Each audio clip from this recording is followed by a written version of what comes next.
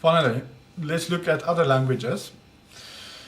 Romans 8 verse 16 says, "And the Spirit gives testimony to our spirit that we are sons of Elohim, Yahuwah." In Aramaic, the Spirit referred to here reads as follows, "And she, the Spirit, gives testimony to our spirit." So we see in Aramaic, this says that she, the Spirit. And this is also the case throughout Romans 8, verse 9 to 26, where the Ruach HaKodesh is treated as grammatically feminine. Now I'm going to read something from, hope you see that, the scriptures, the Hebraic Roots version, and what they say about the gender of Ruach, the set apart spirit. One problem that presents itself in translating the New Testament from Hebrew and Aramaic into English is that of the gender of the Ruach HaKodesh, Holy Spirit.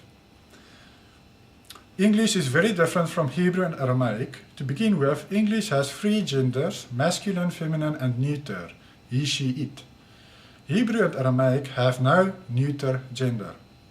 In Hebrew and Aramaic, everything is either a he or a she, and nothing is an it. Also, gender plays a much more important role in Hebrew and in Aramaic than in English.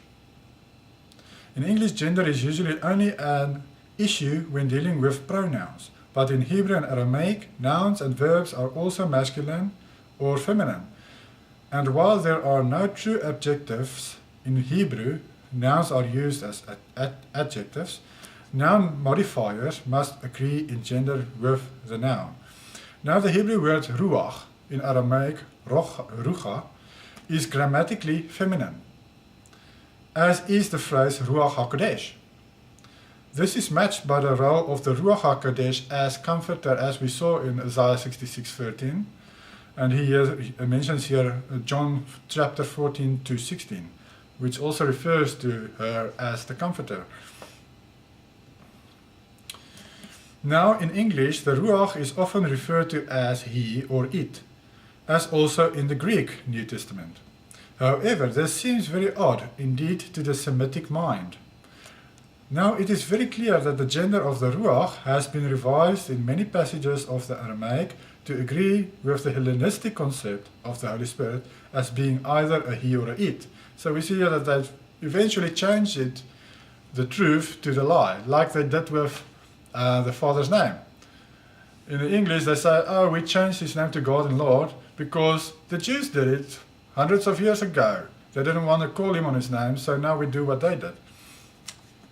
The same happened here. Thus the pronouns used for the Ruach HaKodesh in John 14 to 16 in the Peshitta are all masculine because they wanted to fall in with the other people and start to change the she to he or it. However, the hand of revision is very clear. For example, while both the Peshitta and Old Syriac have he in John 16 verse 8, the Old Syriac has she just a few verses further down in 16 verse 13, while the Peshitta has he.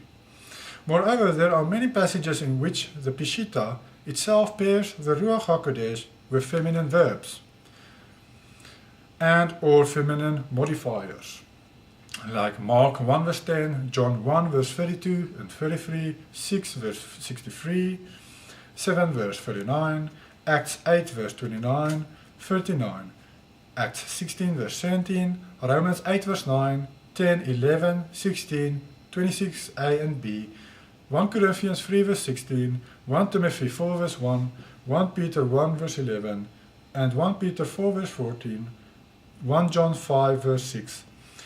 In fact, the Peshitta Aramaic of Romans 8 verse 16 opens with as, and she, the Ruach, gives testimony. So we see here that even in the original languages of Hebrew and Aramaic, the set apart spirit were referred to as feminine.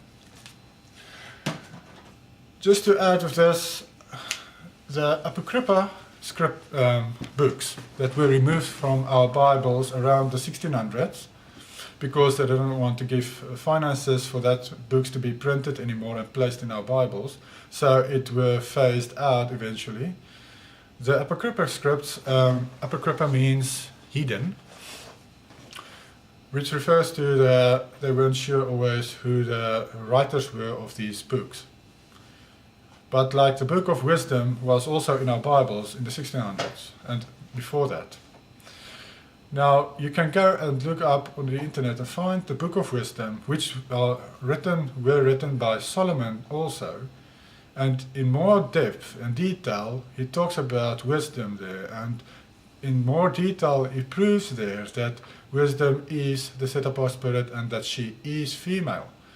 So you can go and look up Book of Wisdom, go read it, and you will see more proof that wisdom is the set-apart spirit, is the Holy Spirit, is our Heavenly Mother, and that she is female.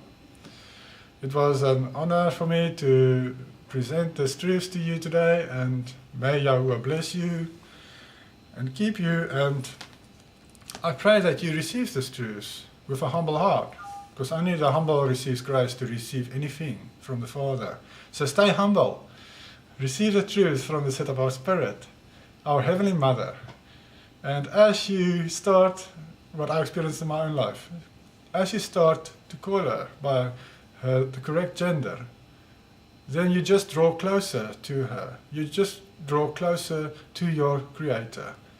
And you have a deeper relationship with your Creator. And that's what I want, and I hope that's what you want. Bye.